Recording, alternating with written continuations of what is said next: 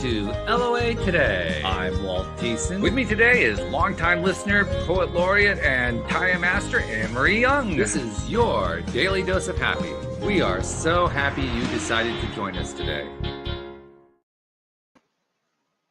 Anne-Marie is experiencing some technical issues. She's trying to connect in, and the sound isn't quite working just the way we hoped it would. So she's going to do a little bit of a computer reboot and connect in with us in just a few moments. But that's going to give us a moment to get to know our special guest today. His name is Max Becker-Pos, and Max is he's all about abundance, specifically wealth abundance. In fact, he's created a community called simply the Abundance Wealth Community, and he basically is working with people on a wide range of levels. He was telling me earlier he likes to work primarily with parents, basically providing some financial education, but also teaching them about socially responsible investing opportunities, which sounds like that could be an interesting path of exploration today.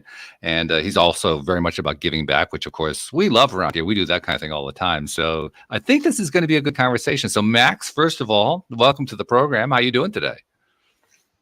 Excellent, Walt. Thank you for having me on. Glad to have you. And I'm sure once Anne-Marie gets here, we're going to be doubly glad. But in the meantime, we'll just get started. So tell us a little bit about how you got to where you are today doing this. I mean, this is not something that everybody, goes out and says, well, I'm going to create my new career providing socially responsible investment opportunities for people and teaching them how to give back. That's not normally the way people decide after they grow up they're going to do this, Great question. Well, actually, I didn't know what I wanted to do until I was, say, about 35. So I'm 49 now. And I ended up going to Korea and Japan in about late 90s. Followed a girl there. It didn't work out, but I did meet my wife there. She's Ooh. Japanese, and yeah, and then that worked out. And then what people end up doing a lot if you're English speaking and you go to Korea or Japan is you teach English. So teaching English is something you kind of fell into. I really enjoyed, especially kids, and seeing the sparkle in their eye as you're seeing them learn and grow. English itself, I found a little bit limiting because it's mostly like conversation, not really getting you anywhere for yourself, right? For your own development. There's only so much you can hone your craft, I felt. And knowing that, and then the fact that I grew up without learning much about finance, I thought I really wanted to get into stocks and start learning about that. So I opened up an account, started doing some trading. And then I said, hey, I want to do this full time. So we moved back to Canada. I started working for one of the big banks here. And that was great, building my network with them for about 8 years, meeting a ton of interesting people and learning a lot about the industry. And I felt at the end of the day, well, at the bank, you're just really an employee and designed to serve them. You're not really serving your clients the way you want to. Like you're just, it's very transactional, right? Come in here and sign for your credit card and wish you good day, right? And I really wanted to turn that on its head. So about 4 years ago, I went to private practice, and really now I'm a financial educator. So I help people take what they're doing and enhance that. And if I can, let's say you were my client and we met and I was able to teach you a few things that helped you level up, then that would be a win-win. Does that make sense? Sure. Yeah. Yeah, because ultimately, anybody who learns how to become a more abundant human and then in some ways able to help somebody else get there, you've just basically doubled the number of financially abundant, or actually in any way abundant humans on the face of the earth in your own realm. You've just doubled it, and if you just keep doubling and doubling and doubling, you get some pretty amazing results after time. Plus, there's a lot of satisfaction in it. That's where the giving back part really comes in. But yeah, I get it totally. And share with us some of the things that you've learned that you were able to turn into a kind of an educational program. I say it didn't start that way. I just would say I gravitated that way because what you do when you are a financial advisor is you build those lifelong relationships with clients. So it's not just about helping them with X, Y, Z. It's really about having that relationship and growing that and being a part of each other's lives. Like I'll go to my clients' birthday parties or things like that, right? So Mm. we go on hikes together. So incorporating that. More on the abundance part, I say that's just the general coming around of the mindset. So, COVID showed us that it was interesting the way COVID, the media, they manipulated fear, or the fear was kind of cast upon everyone, and everyone was in that fear mindset. Oh, it's massive fear. Yeah. Yeah. And you can only be either in fear or in love. You can't be in both at the same time. So you're either in those negative emotions or positive emotions. And then abundance is one of those positive emotions, thinking that there is enough for everybody. I believe that the earth can produce all the resources that we need for all the people. I believe that everyone can have 3 meals a day if they want to, and if they're not intermittent fasting. Right. Hot or living I mean, my brother and sister-in-law, they live a lifestyle where they just eat 2 meals a day because that's what they prefer to do. It's not intermittent fasting. That's just their lifestyle. That's the way they do it. right. And I guess just more to the point that people don't have to suffer from want, that they have Exactly. access to medical care, education, and all those things that are really human rights. I don't see things as finite, right? We have these limiting beliefs that there isn't enough money, or there isn't enough time, or there isn't enough of X, Y, Z, and really that's just in our head, right? Like, one of my clients, he has a brother. They're only 1 year apart. They're both very smart people. The younger brother makes 200,000 a year and has a $500,000 portfolio, and the older brother makes 30,000 a year and has $1,000 portfolio. So, what is it? What's different between these two men? Really, it's just the mindset. Right. That's what, yeah. Because one is quite hard on himself and believing what he can accomplish, and I think there's a connection there. Yeah. It's interesting how that can work out too, because it seems like there's two people right there. There are two people who are so similar, they should have similar results, and that they don't get similar results at all. That can be not only a little bit surprising, but it can also create some rather strained dynamics within the family as well. Absolutely, especially when one of them, say, needs a bailout or keeps having to go back to mom or dad, for money, right? Yeah. Right. Yeah. So it creates all kinds of interesting issues. Anne-Marie's joined. She's trying to connect. I'm not sure if she's got it yet. It's not going well. It's not going well. Quite poor. Oh man. How do I sound? Can you hear me? We can certainly hear you. Yeah, it's not your best sounding mic, but we can hear what you're saying. So I guess that's really the most important thing. It's a good job I'm not here for a singing show today, isn't it? Well, don't worry. You already passed the audition, so you don't have to worry about that part of it. Jazz hands. So anyway, we've been getting to know Max and learning a little bit about how he got to doing what he's doing today. Max, talk a little bit about socially responsible investing. That's not a topic we've really addressed very much here on the show. And it has, from what I understand, now I can't claim to have any expertise in that field at all, but from what I do understand about it, there are a lot of different viewpoints about what it is, what it isn't. It almost seems to be tied to what the personal belief systems are of the people involved. So I'm kind of curious to know, from your perspective, what is socially responsible investing? There definitely is a lot of different opinions about it out there. I would say, just to explain it as simply as possible, not only are you trying to better your own portfolio, because why do you invest? You invest to grow your money and create that abundance for yourself in the future. And you can do so in a way that not only benefits your portfolio, but the other two P's, so the planet and people. So I think of it as 3 P's. I'll give you an example. There is a gold mining company somewhere in the remote regions of the Andes in South America. And what they did is they were operating near a school in the middle of nowhere, and they wired that school with Wi-Fi and gave every kid a tablet. So you had all these kids connected to the internet and those opportunities that it brings, besides video games, of course, that never had that access before. And of course, that cost the mining company money out of its bottom line. But lo and behold, 6 months down the road, you don't have indigenous protesters blockading that mine and preventing the profits. So why did the company do that? Because they believe in that. That's part of their mission statement. But it ends up helping that bottom line too, because then that company has that license, that social license to operate. And I think that's really fundamental to socially responsible investing. So the companies that treat the environment well, that treat their employees well, that treat the community well, they're going to be the companies that also make more money. Think about it like this: if a company polluted a lot and didn't regard the environment, well, they're going to get fined by the government. They're probably not going to get good bank loans or good opportunities to grow their business.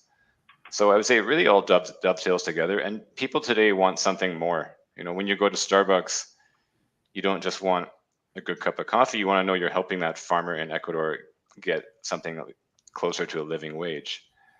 And I guess the days of rapacious capitalism, those are over, and people want to live their values. And this is the way you can do it, through socially responsible investing.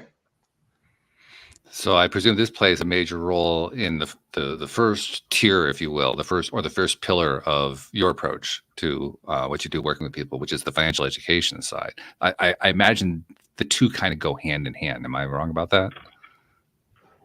The two go very hand in hand. And to add to that socially responsible idea is there's some that's inclusive and some that's exclusive. Like we would include certain investments and exclude some. And the ones that are excluded, they tend to be military weapons, fossil fuels, and tobacco. So you don't need to make money off things that hurt people, right? Do you need to invest in missiles that kill people and make a profit? No, your money can be elsewhere. And then your money can be doing good, right? If we don't invest in missiles, then they probably don't make as many of them.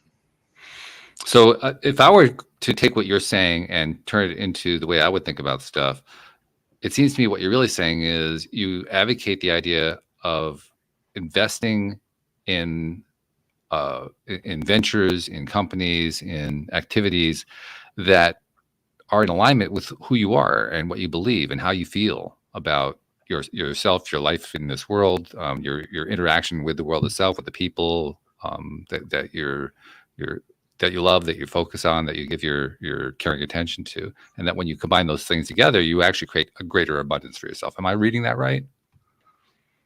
I would say definitely that's a huge part of it. And it's Maslow's hierarchy of needs, right? Beyond the basic food, shelter, and security, we want to have peace of mind and fulfillment.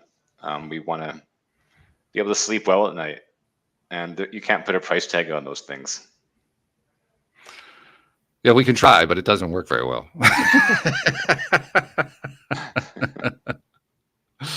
There's so many things in life that are like that. You think about, well, how would I put a price tag on, my mate or on the people I care about? Like you can't. That's not possible. The two just don't go hand in hand. I mean, you could probably get somebody who could figure out some way to figure out, well, what are all the different expenses involved with a person, but that still doesn't really cover it.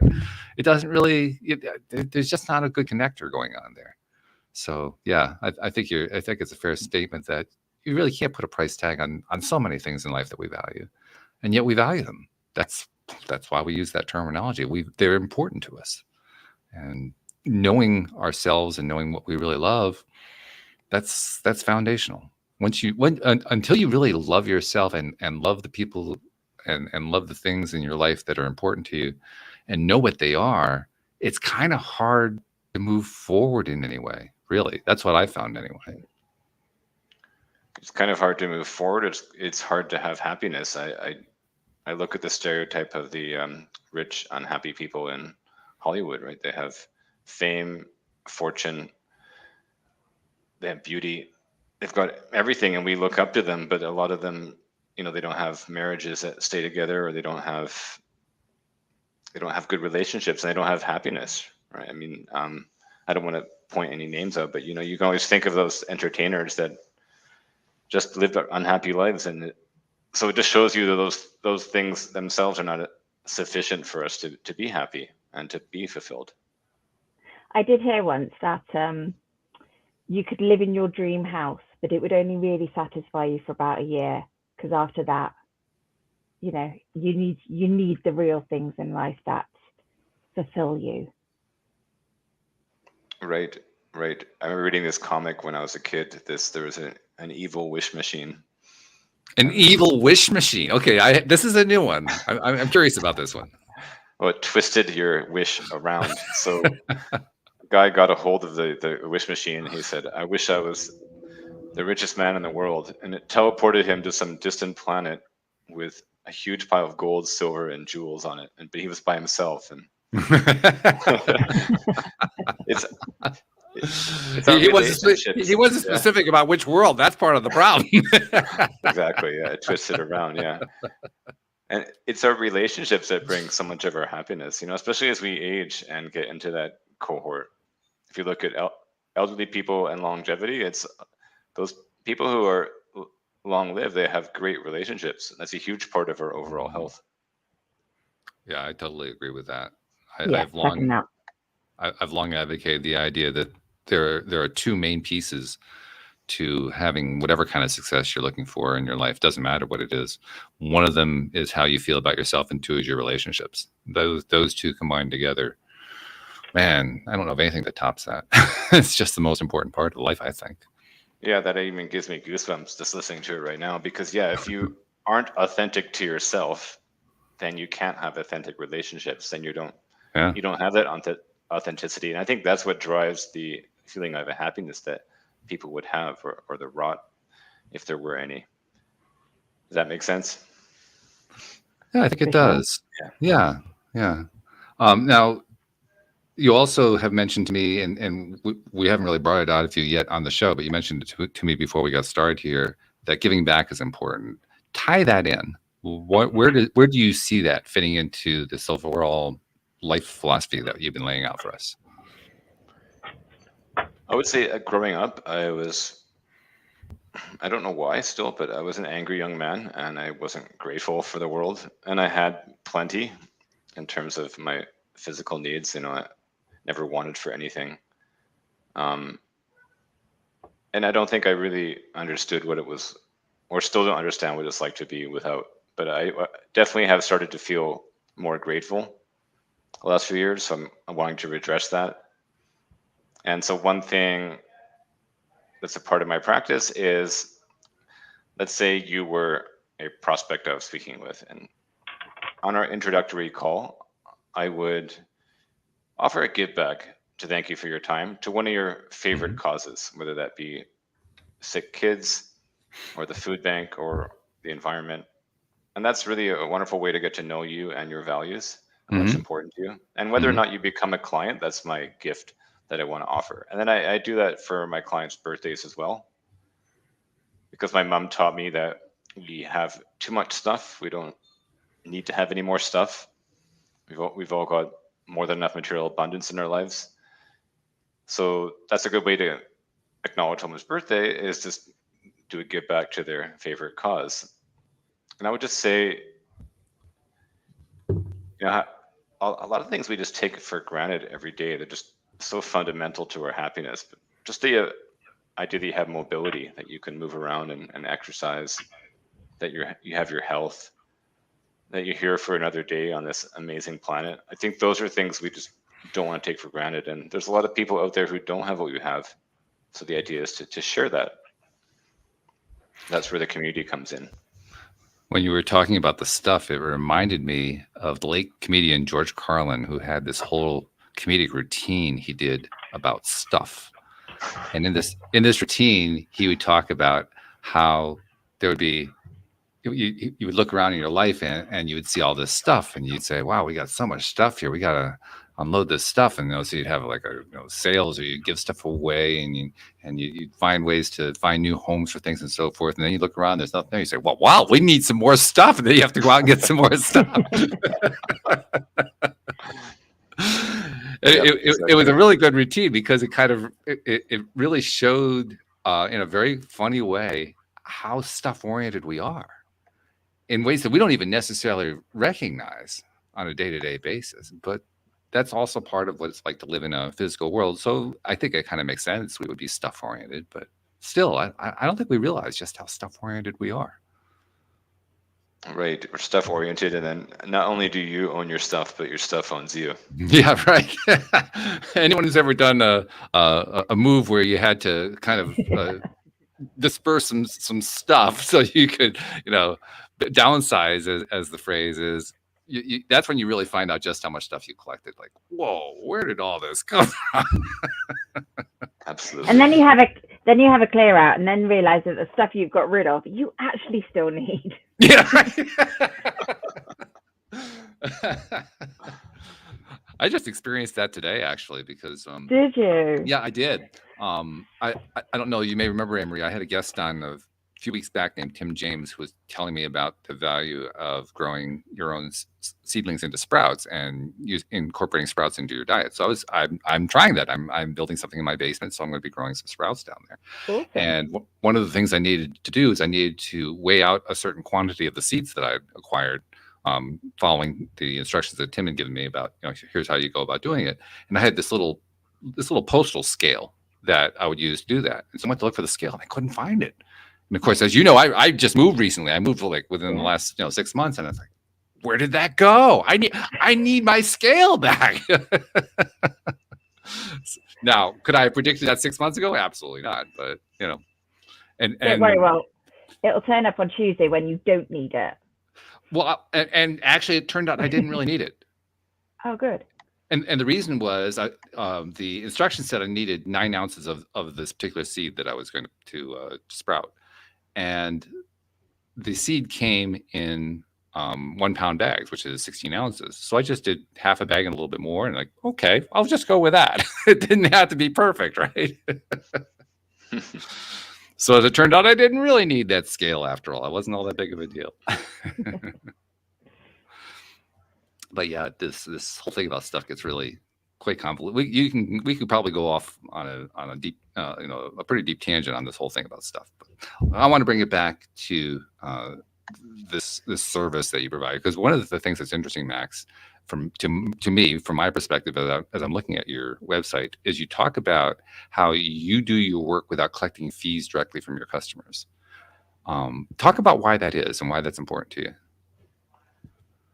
Well, there's 2 types of financial advisors. There's advisors that would just collect a fee and then just provide basically like a review every year. Then there's advisors like myself who, the reason I don't charge a fee is I want it to be very open-ended in terms of that educational process. So there definitely is work in it for clients. Someone who wants to onboard, there's about 4 or 5 hours of their time that they have to put into the process. So if they went through that process and learned something, that is a win-win. And most people who would go through that process would then become clients.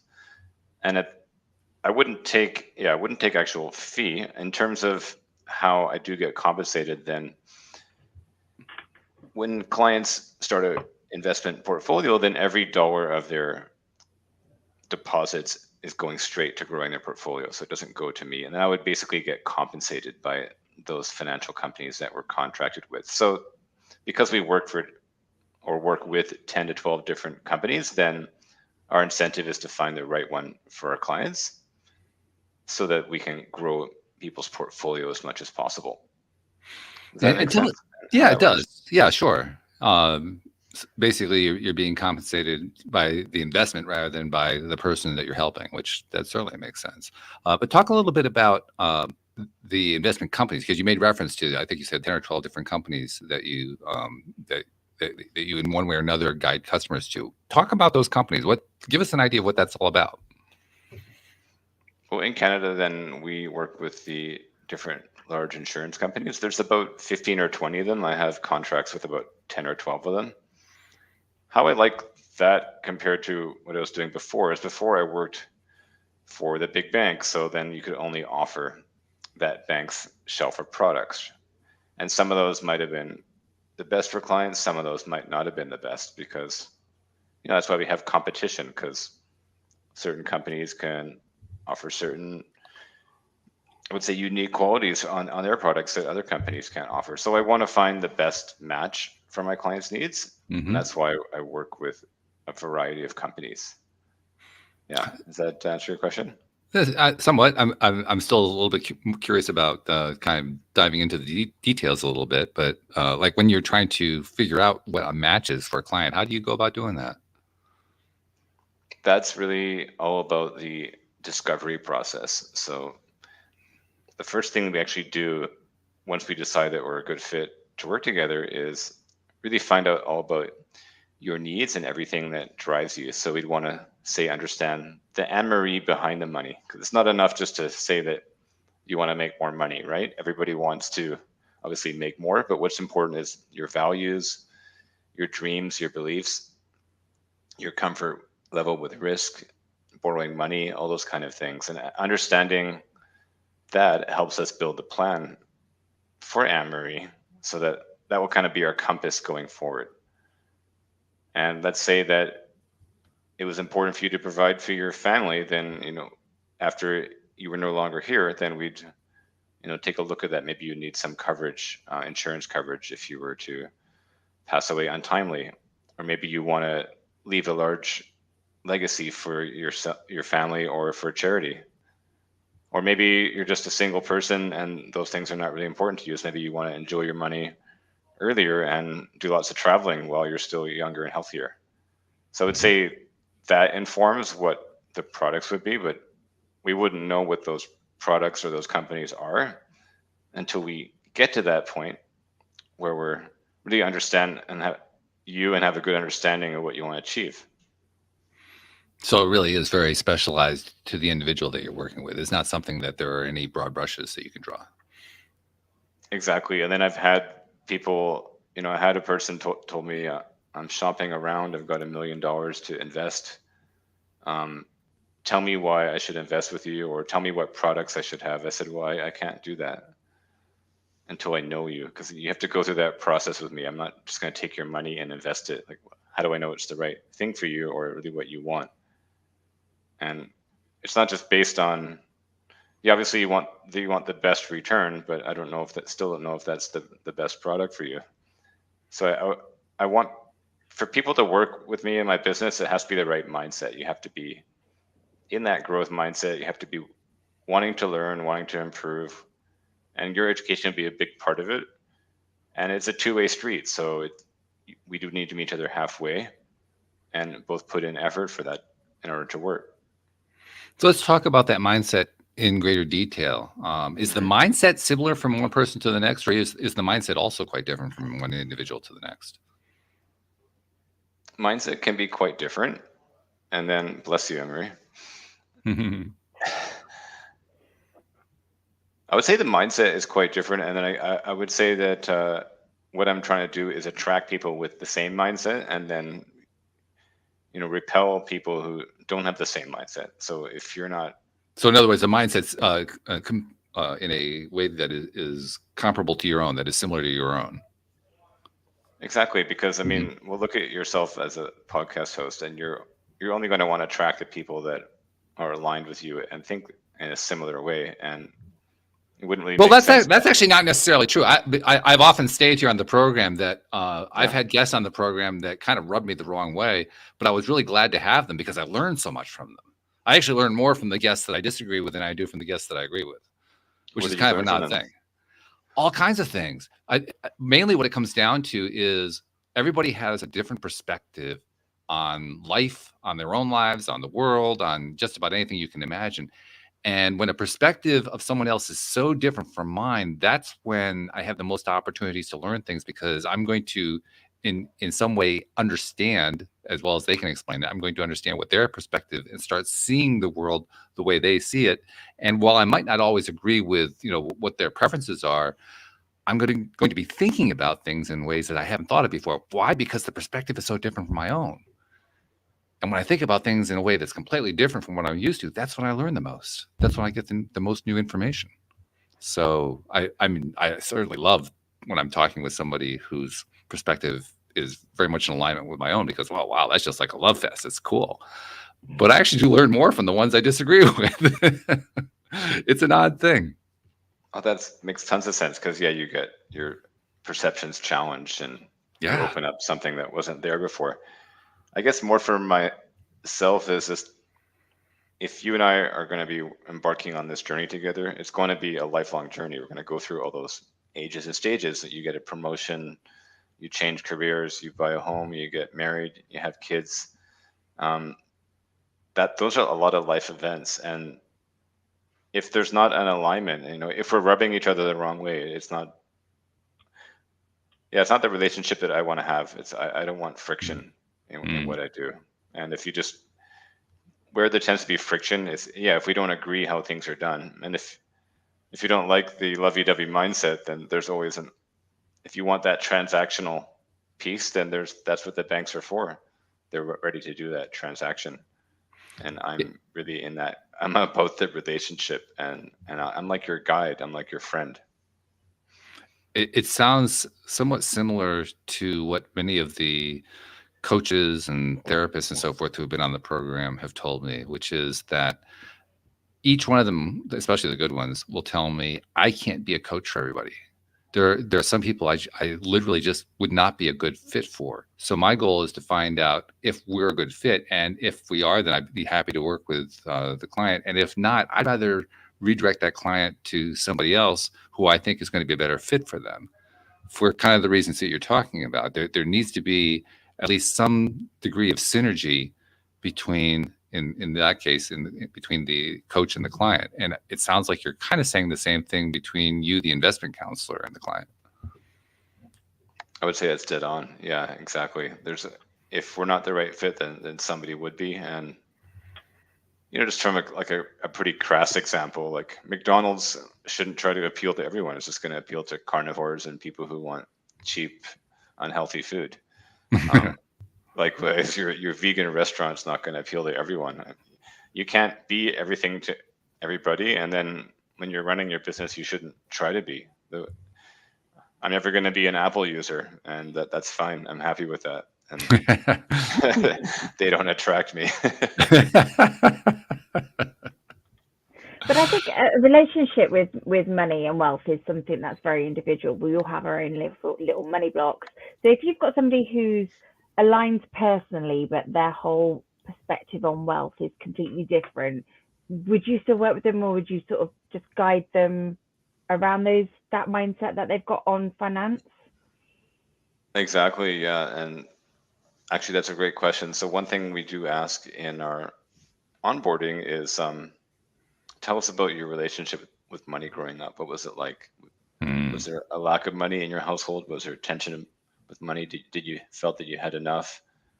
And you get quite a few, tearful episodes. And for example, I've had clients tell me that, they saw how their parents were frivolous with money, and they never want to be in that situation again. So for those clients, then they wouldn't want ever to be in a high risk investment.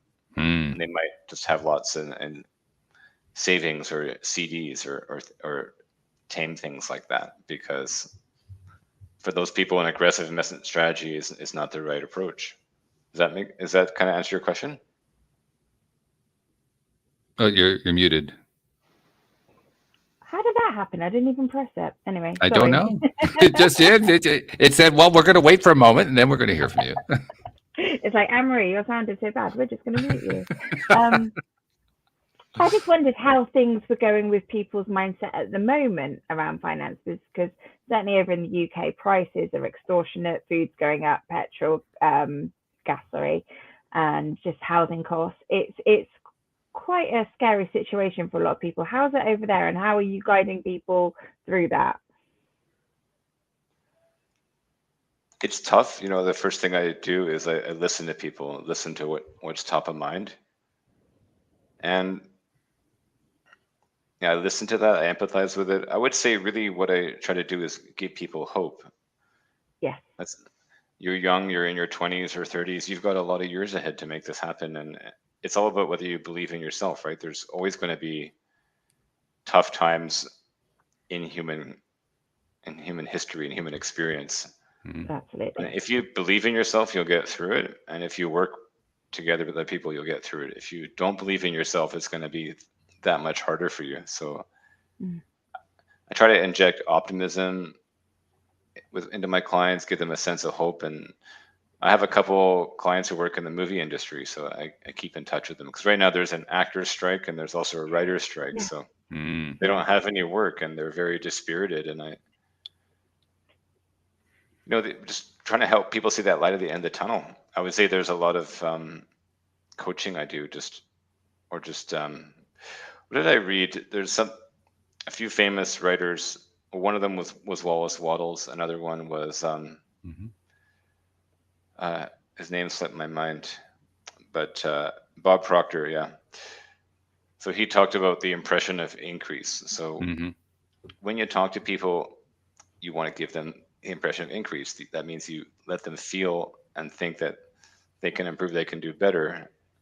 And that leads to the same outcome. If you feel that you're not going to do well, then that will lead to that outcome. Coming back to what Walt was saying earlier, the mindset, the idea of abundance, it's really that you create your own reality. If you think this, then this will be your reality. And didn't Henry Ford say, if you believe you can, you're right, and if you believe you can't, you're also right? Yeah. Yeah. Henry Ford. Yeah, that was. Yeah, he's well known for that one, and he was right, and it's annoying.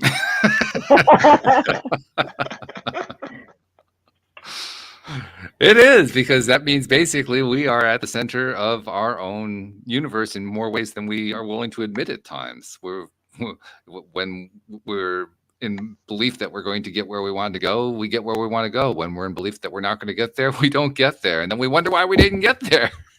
It's a bitter pill to swallow. It is. It's a challenge. It's a tough one. But Mm. it's just part of that journey that we're on. Hey, Max, something else I want to ask you about too. Now, your website is Abundance Wealth Community. Tell us about the community part, because we really haven't touched on that in a big way yet.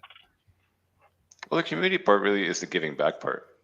Okay. So that community is what ties us all together. We're talking about relationships earlier. So relationships are super important for me. I think I was actually just listening to one of your podcasts, and it was about eye contact. Your guest was talking about eye contact. Mm-hmm. When I walk down the street, especially in my neighborhood here, I make eye contact with everybody.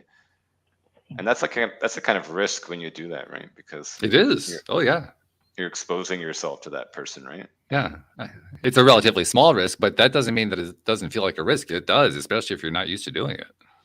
How does it feel like a risk to you?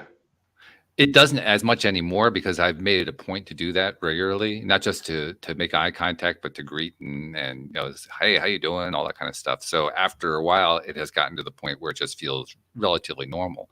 But when I first started doing it, oh my God, it was not easy. It took some doing to get myself to even try to do it, just because, I'm so vulnerable while I'm doing this. Mm-hmm. And I'm curious, what made you want to start doing that? It was part of. I feel like when I've been doing this podcast, I've been doing it for 10 plus years now, almost 11. And as I've been doing this podcast, it has been a personal growth journey. That's really been my number one reason for doing it, because I've had so many different ways I needed to grow and wanted to grow. And learning to smile and make eye contact and greet people as I was out and about, usually when I'm out taking walks, because we have one of these trails near me, so I can see a lot of people when I do that. It was part of one of my many processes I was doing to improve my mindset, to improve my attitude, and to improve my belief that I actually play an important positive role in my own life. I mean, we were talking earlier about the importance of how do you think about yourself? How do you feel about yourself? And that's what I was really focused on at that point. I think I focus on that a lot anyway, but particularly in that point in time when I started doing that, I was really trying to enhance my own sense of myself in my own world. And in doing so, to also get myself into that more abundant mindset, that high vibrational mindset that we all aspire to. Yeah. What results did that get you? It worked. Excellent. Yeah, that's why I keep doing it. And I think it's one of those things that you don't just, it isn't like an instant victory or an instant failure. It's like a series of both over time. And you're just trying to have more success with it and fall less often into the trap of, kind of withdrawing into yourself. It's an ongoing experience. That's But great. Yeah, yeah. that touches everything I was thinking of on so many levels. Yeah, getting out of our head and getting out into the world. Whenever we're down, it's because we're in our own head and thinking about poor me. When really, what about all the other people out there we could be helping or brightening up their day?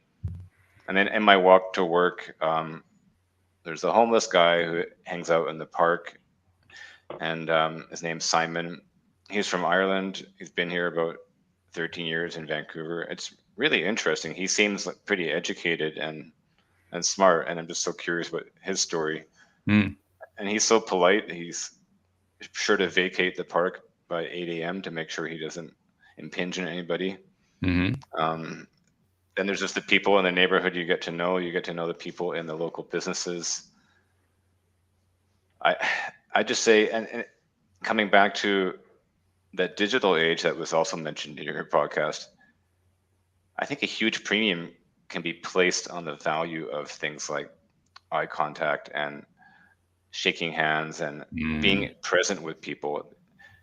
These digital things, they're pulling us away from each other in some ways. I don't think walking down the street, checking your phone is a step up. I think it's a step down. You're disengaging yourself from the reality, and you're disconnecting yourself from your environment and other people. So I think we have millions of years of evolution behind us as evolved primates. And there's all those things that went into that evolution that you can't just erase. The eye contact, the nonverbal communication, the being on the same wavelength with people. Yeah, you get divorced from that when you're on your phone. And so I would just try to say I want to get into that vibe more, and that's where the community comes in.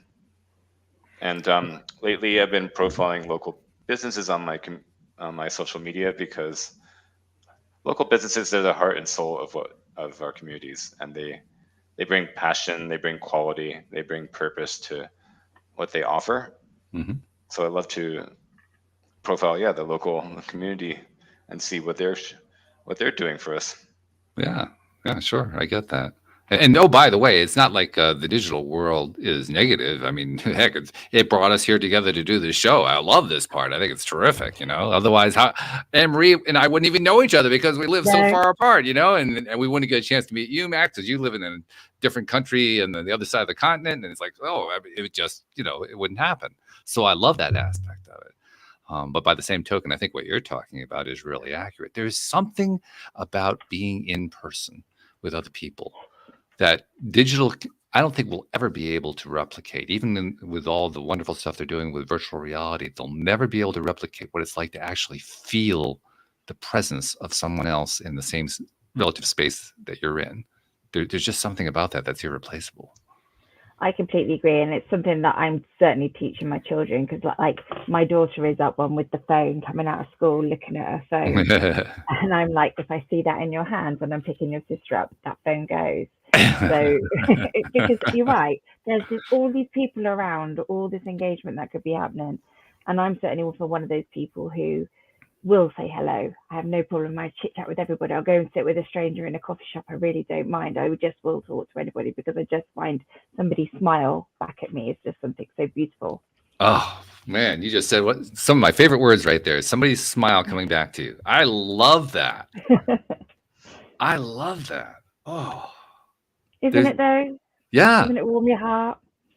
It penetrates my soul. I mean, different, some people more than others, perhaps, but that's the experience. When you get a smile that's a genuine smile from somebody that you're in the presence of, I don't know of any other way to replicate that. Completely agree. Right? Completely agree. Yeah. And I'm having to teach the youngest one about that whole eye contact thing. She's talking to me, but she's like this. I'm like, eye contact. And just teaching them that interaction, because I think in the digital world that does get lost. They are like this. Mm-hmm. And just teaching these little things, and they can hold a conversation on the telephone with people now. They can hold a conversation with adults in wherever, family members. So I think that's such a key thing that you've ticked on there, Max. Eye contact also has an aspect to it that somebody who's grown up in the digital age may not totally grasp because they simply haven't Sure. had enough experience with it, which is eye contact is how you learn about people in ways that you can't learn about in other ways. You just find out about there's information that comes through in that eye contact. And it's often hard to categorize, it's hard to describe it, but it's massive. It's a massive amount of information. Yeah. One of the most cool experiments I ever heard. Max, do you know who Sean Aker is? He's one of the spokesmen of the positive psychology movement. Wrote a book. I don't know. He wrote a book called The Happiness Advantage. He's a really interesting guy. He talks about, at one point in a presentation that I saw, he talks about a little exercise that I've actually done, and it's a fun exercise where you have any two people, doesn't matter who they are. They can be people who know each other. They can be husband and wife. They can be people who have never met. It doesn't make any difference. And you just sit them next to each other, and you have them look into each other's eyes. And the goal of one of them is to send as much love as possible through their eyes, just expressing through their eyes. And the other person's goal is to remain stoic as long as possible. And you just, the test is to see how long can the stoic person remain stoic. And it turns out on average, most people can't stay stoic for more than 15 to 20 seconds in that situation. Yeah. Which shows just how much information is being transmitted. Yeah. And how that information is affecting you physiologically, emotionally, mentally, spiritually. It's just penetrating you. And it's a smile. It's a smile with love coming out. I mean, that's all you can really describe it in English, but it has this massive impact on people. If you've never tried that experiment, try that experiment. It's really mind-boggling how powerful that is. I will try that. Yeah. But they're not lying when they say that the eyes are the window to your soul. It's true. Yeah. Very. Really true. So, yeah, I think we're on board with what you're saying, Max. I think it's really interesting. Like you said, there's volumes of information there. You know how when you're driving down the road and then there's a pedestrian that wants to cross, but then they kind of make eye contact with you. They acknowledge that you're going a bit too fast, so then just keep going. And there's a huge amount of information communicated in that millisecond that you understand it's okay to keep going, and they understand it's just better to wait on the curb till you're gone. How are the self-driving cars ever going to get there? Like all they would know is see pedestrian, stop, potential risk. They would never be able to have that exchange when it might actually not be safe to stop. There might be someone right behind you. All those kind of things. I think that the digital has a long way to go before it can catch up to that. It's definitely in its infancy. There's no doubt about that. One thing I would not rule out, however, I will not rule out the idea that digital computing technology can become self-aware. That I think is actually possible. I have no idea how and when it's going to happen, but I do think that's possible. And if that does occur, then now I can see at least a possibility for a self-driven car to have that kind of interaction. But until the self-awareness comes into it, I agree with you. I don't see how that can happen. How would you define self-aware? I don't know that I can give you a coherent definition of it, to be honest. The best one I can give you is, well, I'm self-aware. Are you? How would you define it? You tell me. I think consciousness is a sliding scale. So you have bacteria that just go towards light or move away from light, move towards food. So just basic impulses. Then you have insects, probably the next step above, and they might even feel pain, right? Then you have the higher orders of mammals.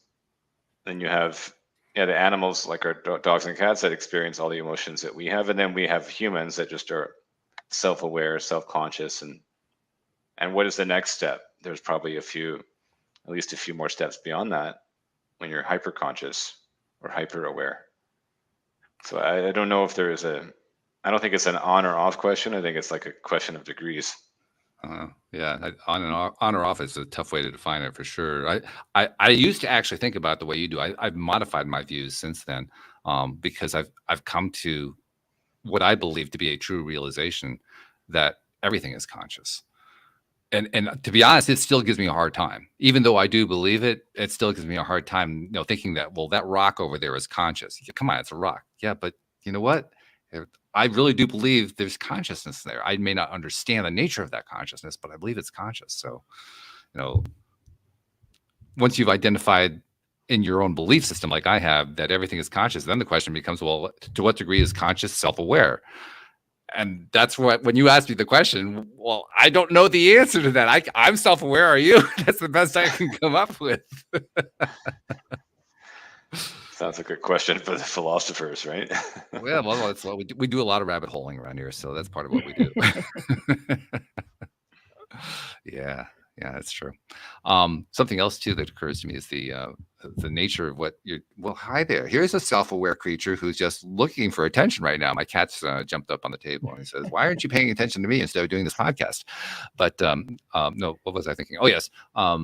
One of the things that occurs to me when we're talking about this whole idea of investing in a way that is true to who the person is that yes, it is something that more and more people are becoming at least aware of and to some degree engaged in. But a large chunk of it, even for people who've been thinking about it for a long time, is people don't know really where to start. I mean, how do you get going on something like this? Now, obviously, that's something that you as a financial advisor can help them with. But I mean, when you're talking to somebody and they're trying to figure out how do you begin? What do you suggest to them? I mean, you've gotten to know them. You've gotten some sense of what their values are. You've gotten some, but then taking that first step. There's a lot of there's not only a sense of risk there. There's a sense of vulnerability. There's a huge sense of vulnerability and that self-judgment, I would say, or thinking they should know something when they don't know it. That can be a huge inhibitor to getting started. A lot of people I meet, let's say eventually they become my client, but they kind of drag their heels in the beginning. I would say, well, what was up? And some of the things that come out is I didn't think I had enough money to invest or to get started, or I thought I needed to have X amount of net worth to work with you, which is not true. It's really more about that mindset. But getting back more to the detail of your question, when you walk into the grocery store, you don't need 31 kinds of cereal, do you? You probably want like a gluten-free option, a whole grain option, and one sugary option for the kids. There's a huge amount. Yeah, we're just swimming in information, or you could even say drowning in information, right? And it's just information's only proliferating more and more. I was just looking at that the other day. How many videos and books are published each day? Oh, it's crazy. It's mind-boggling, right? So that's why we need AI, incidentally, to help make heads or tails of all this. Yeah, that helps. Sure, yeah. But I love to just kind of